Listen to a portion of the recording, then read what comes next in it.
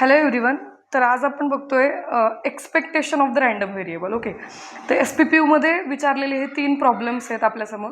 Find the expected value of the sum of the faces obtained when 2 fair dice are tossed simultaneously. Okay, तर हा जो problem आहे 4th one, याच्यामध्ये तुम्हाला random variable कोणता आहे हे दिलेलं नाही आहे, तो तुम्हाला ओळखायचा आहे. तर एक्सपेक्टेड व्हॅल्यू ऑफ व्हॉट, बरोबर, एक्सपेक्टेड व्हॅल्यू ज्याची विचारलेली असेल तो असतो तुमचा random variable. So expected value of the sum of the faces obtained when 2 fair dice are thrown. Okay, तर 2 डाय आपण थ्रो करतोय आणि 2 डाय थ्रो केल्यानंतर जे दोन्ही फेसेस येणार आहेत, अप्पर फेसेस, ओके, तर त्यात अप्पर फेसेसवरच्या नंबर्सची सम म्हणजे तुमचा रँडम व्हेरिएबल आहे. Okay, so let X be sum of the faces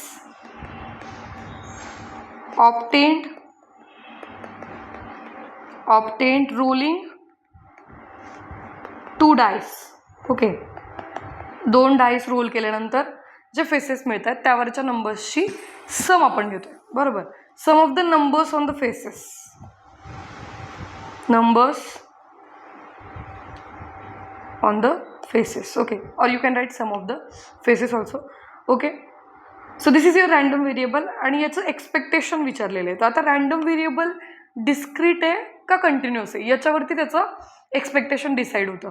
जर रँडम व्हेरिएबल डिस्क्रीट असेल तर तुमचं एक्सपेक्टेशन असतं this is discrete random variable. Y हा डिस्क्रीट का आहे? कारण हा फायनाईट व्हॅल्यूज घेतो. बघा बरं, तर तुम्ही कुठले पण 2 डाय रोल केले तर त्या दोन्ही डायवरती लिस्ट कुठला नंबर पॉसिबल आहे येणं? 1, बरोबर. सो 1 + 1 किती होईल? 2. म्हणजे list possible value this random variable taking is 2. Maximum possible value कुठली आहे जी कुठला पण डाय रोल केल्यानंतर घेऊ शकतो? 6, बरोबर. तर 2 डायवरती 6 म्हणजे 6 + 6 12 होईल. म्हणजे समसाठी मॅक्सिमम पॉसिबिलिटी काय आहे? 12. Okay, so 2, 3, 4 up to 11, 12. So these are the total 11 values X can take. Okay, so finite values घेतोय हा रँडम व्हेरिएबल म्हणजे हा डिस्क्रीट झाला, which implies that X is equal to discrete random variable. Okay, जर हा discrete random variable असेल तर याचं एक्सपेक्टेशन आपण कसं काढतो? Expectation of X is given by E of X. त्याला आपण काय म्हणतो? E of X is equal to summation i is varying from 1 to n. म्हणजे जर n व्हॅल्यूज तो घेत असेल फ्रॉम x1 to xn तर आपण कसं करतो? xi into probability of x is equal to xi. म्हणजे प्रत्येक xi ला म्हणजे प्रत्येक व्हॅल्यूला त्या रँडम व्हेरिएबलच्या त्याच्या प्रोबॅबिलिटीने आपण मल्टिप्लाय करतोय, बरोबर. So here it is how many values X is taking here? 11 values, बरोबर. सो काय करावं लागेल? 2 into probability of X is equal to 2 plus 3 into probability of X is equal to 3, 4 into probability of X is equal to 4. अशा कुठपर्यंत येतील values? Last 2 values will be 11 into probability of X is equal to 11 plus 12 into probability of X is equal to 12. ठीक आहे, म्हणजे प्रत्येक random व्हेरिएबलच्या व्हॅल्यूला आपण त्याच्या प्रोबॅबिलिटीने मल्टिप्लाय करतो, बरोबर. So 2 into probability of X is equal to 2. तर आता सम 2 येईल असे किती आउटकम्स आहेत हे शोधावं लागेल आपल्याला, बरोबर. सो आपण आधी सॅम्पल स्पेस लिहूयात. याची सॅम्पल स्पेस काय असते या रँडम एक्सपेरिमेंटची? 2 डायस आर थ्रोन. याची सॅम्पल स्पेस येणार आहे 1, 1, 1, 2 up to 1, 6. Similarly 2, 1, 2, 2, 2, 2 up to 2, 6. म्हणजे पहिल्याचं 2 फिक्स केलेलं आहे. पहिल्याचा सरफेस जो आहे अप्पर सरफेस तो आपण 2 फिक्स केलेला आहे आणि दुसऱ्याचं व्हेरी करतोय. असं आपण कुठपर्यंत करणार आहे? Up to the last one. Okay, so 3, 1, 3, 2 up to 3, 6. Similarly 4, 1, 4 2 up to 4 6, 5 1, 5 2 up to 5 6, 6 1, 6 2 up to 6 6. Okay, म्हणजे टोटल एलिमेंट्स किती असतील सॅम्पल स्पेसमध्ये, आउटकम्स किती असतील. फर्स्ट प्लेसला 6 चॉईसेस आहेत, सेकंड प्लेसला 6 चॉईसेस आहेत, म्हणजे टोटल चॉईसेस किती झाल्या 6 × 6 गुणिले 6 म्हणजे 6 × 6 is 36. So N of S is equal to 36. Total 36 outcomes असतील सॅम्पल स्पेसमध्ये. त्याच्यातले असे आउटकम्स आपल्याला पिक करायचे such that sum of the both the coordinates is 2. बरोबर, तर तसं फक्त एकच येणार आहे. कुठला येईल तो? हा वाला. बरोबर. So what will be the probability of X is equal to 2? Probability of X is equal to 2 is 1/36. Total 36 आहेत, त्यापैकी फक्त एका ऑर्डर्ड पेअरसाठी सम जी आहे दोन्ही कोऑर्डिनेट्सची ती 1 येते. बरोबर. Similarly probability of X is equal to 3. याच्यासाठी कोणते कोणते ऑर्डर्ड पेअर्स घ्यायला लागतील? 3चे partitions, all possible partitions. Okay, with 2 numbers. तर पहिलं पार्टिशन येईल 2 + 1 दॅट इज 2 1 आणि दुसरं येईल 1 + 2.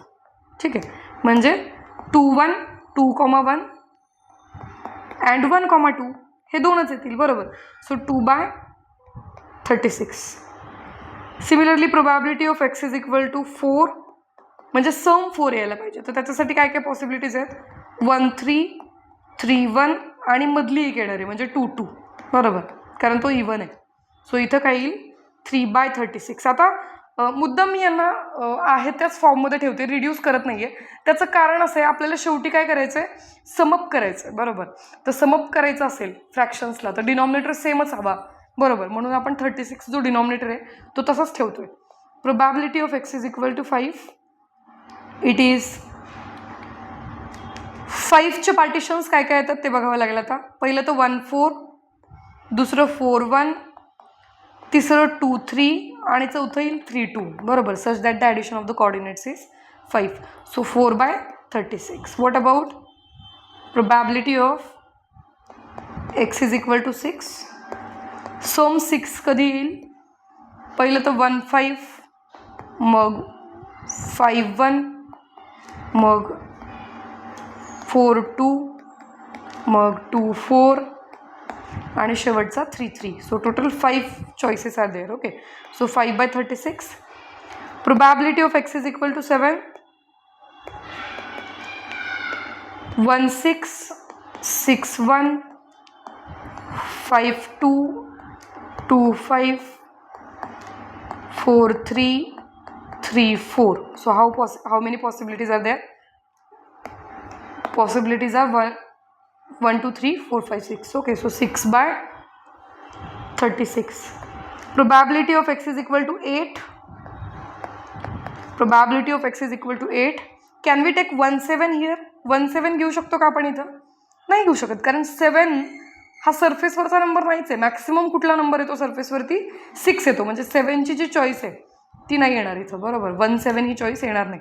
मग आपल्याला 6 पर्यंतच्याच चॉईसेस घ्यायचे. म्हणजे 2 6, 6 2, त्यानंतर 4 4, त्यानंतर 5 3, त्यानंतर 3 5 आणि ओके एवढंच येतील. बरोबर. सो टोटल किती आला? 5. बरोबर. So 5/36. Similarly probability of X is equal to 9. X is equal to 9, 6 3, 3 6, then 4 5 and 5 4. So total 4 आल्या. So 4/36. Similarly probability of X is equal to 10. 5 5 एक येईल. बरोबर. त्यानंतर 4 6 आणि 6 4. यापेक्षा वेगळी येणार आहे का? जर तुम्ही 3 घ्यायचा प्रयत्न केला तर लगेच तिथं 7 येतोय. बरोबर. And 7 is not there on the surface. म्हणजे किती येईल आन्सर? 3/36. ठीक आहे. Probability of X is equal to 11. Only 2 possibilities are there, 6 5 and 5 6. Okay. So 2/36 and last one is probability of X is equal to 12. It is 1/36. कारण एकच choice येते 6 6. बरोबर. So अशा सगळ्या प्रोबॅबिलिटीज आपण कॅल्क्युलेट करून घेतलेल्या आहेत. आता तुम्हाला काय करायचं आहे, तर या सगळ्यांची सम करून घ्यायची, जसं ई ऑफ एक्समध्ये सांगितलेली आहे तशी. ठीक आहे. सो ई ऑफ एक्सचा जो फॉर्म्युला आपण घेतलेला आहे त्याच्यामध्ये मी व्हॅल्यूज टाकणार आहे. E of X is equal to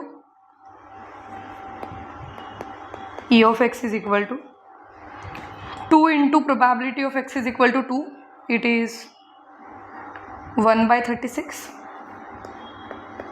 त्यानंतर 3 into probability of X is equal to 3. It is 2/36. 4 into probability of X is equal to 4, 3/36. Plus 5 into probability of X is equal to 5, 4/36.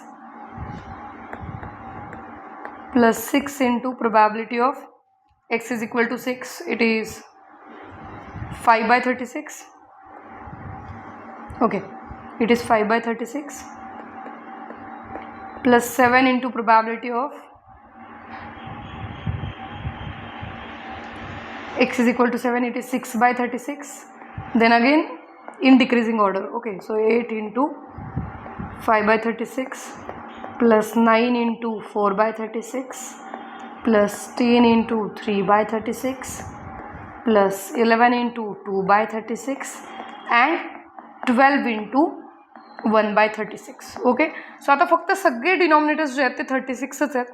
फक्त आपल्याला काय करायचं, numerators जे आहेत ते व्यवस्थित carry करायचे. 2 into 1 2 plus 3 2 is 6 plus 4 3 is 12 plus 5 4 is 20 plus 6 5 is 30 plus 7 6 is 42 plus 8 5 is 40 plus 9 4 is 36 plus 10 3 is 30 plus 11 2 is 22 plus 12 1 is 12 divided by सगळ्यांचा डिनॉमिनेटर 36 आहे. आता तुम्हाला ओरली करायची गरज नाही आहे, तुम्ही कॅल्सीमध्ये केलं कॅल्क्युलेट तरी चालणार आहे.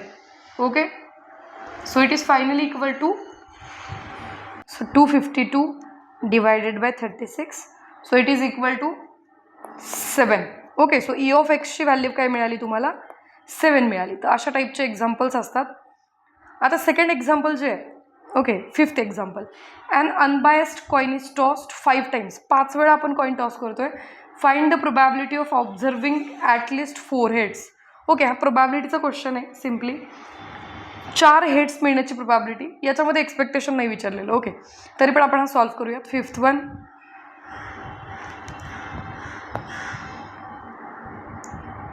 unbiased coin is tossed 5 times, so find the probability of observing at least 4 heads. Okay, so at least 4 heads, let x be number of heads. Okay, number of heads in each outcome. Okay, प्रत्येक आउटकममध्ये किती heads मिळतात, okay, ते आपल्याला note down करायचं. आता तुम्ही 5 वेळा तो कॉइन टॉस करताय, सो लिस्ट पॉसिबल व्हॅल्यू काय आहे हेड मिळण्याची, 0. मॅक्सिमम पॉसिबल व्हॅल्यू काय आहे, 5. सो 0 1 2 3 4 5 या 5 व्हॅल्यूज तो रँडम व्हेरिएबल घेऊ शकतो. हा रँडम व्हेरिएबल डिस्क्रीट झाला. तुम्हाला विचारलं आहे काय, 4 किंवा 4पेक्षा जास्त हेड्स मिळण्याची प्रोबॅबिलिटी काय आहे.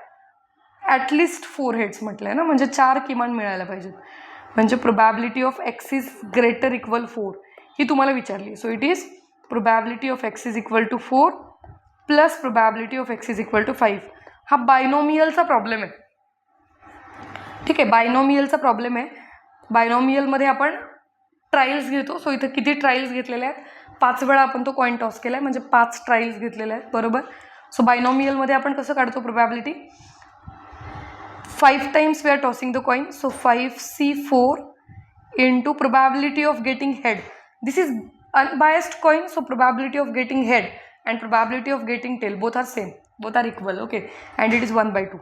Okay, so 1/2 raised to 4 into 1/2. tail मिळण्याची probability 1/2 म्हणून 1/2 raised to n minus r असतो इथं, म्हणजे 5 minus 4 that is 1 प्लस 5च्या 5 वेळेस तुम्हाला हेड मिळतोय. तर असं कधी होईल, 1/2 raised to 5 असेल त्याची probability. All are getting heads. Okay, tail एकदा पण नाही मिळत आहे आपल्याला, म्हणजे काय यायला पाहिजे तिथं 1/2 raised to 5 since every trial is independent. So 5c4 मी तुम्हाला याआधी पण सांगितलेलं आहे की NC(n-1) is always n. Okay, so here it is 5c5 - 1 आहे ना, तो 4 म्हणजे काय 5 - 1, so it should be 5. Okay, so 5 into 1/2 raised to 4, 1/2 raised to 1, so it is 1/2 raised to 5 plus 1/2 raised to 5. So finally it is taking 1/2 raised to 5 in common, 5 plus 1. Okay, so 1/32 into 6, that is 3/16. So finally the probability of getting at least 4 heads is 3/16. हा बायनोमियलचा problem होता, याच्यामध्ये expectation विचारलं नाही आहे, पण जरी विचारलं expectation तरी आपण काय करणार आहे, since it is discrete random variable, हा डिस्क्रीट आहे बरोबर, डिस्क्रीट आहे म्हणून आपण जो समेशनवाला फॉर्म्युला वापरला वरच्या एक्झाम्पलमध्ये तोच वापरायचा आहे. सो ॲडिशनली सांगा बरं तुम्ही या केसमध्ये काय येणार ई ऑफ एक्स, कमेंट सेक्शनमध्ये मला सांगा what is E of X for this. Okay, next is problem number 6. त्याच्यामध्ये पण एक्सपेक्टेशन विचारलेलं आहे. A coin is tossed 4 times, let X denote the number of heads, म्हणजे सिमिलर आहे जो आपण आता 5th वन घेतला, अगदी तसंच आहे बरोबर. So find the expectation of x. दोन्ही केसमध्ये what will be the expectation in 5 and 6 हे तुम्ही कमेंट सेक्शनमध्ये मला सांगायचं, ठीक आहे. सो अशा पद्धतीने जर डिस्क्रीट रँडम व्हेरिएबल असेल तर त्याचं एक्सपेक्टेशन काय असतं हे आपण या व्हिडिओमध्ये बघितलेलं आहे. व्हिडिओ आवडला असेल तर नक्की कमेंट करून सांगा काय आलं तुमचा आन्सर. व्हिडिओला लाईक, शेअर अँड सबस्क्राईब करायला विसरू नका. चॅनलचं लेटेस्ट अपलोडेड व्हिडिओचं नोटिफिकेशन मिळवण्यासाठी नक्की बेल आयकॉन प्रेस करा. आणि जो प्रोबॅबिलिटी स्टॅटिस्टिक्सचा व्हॉट्सअप ग्रुप आहे ज्याची लिंक मी चॅनलच्या डिस्क्रिप्शन बॉक्समध्ये दिलेली आहे, तो ग्रुप नक्की जॉईन करा. त्यावरती मी तुम्हाला PDF नोट्स शेअर करेन. थँक्यू.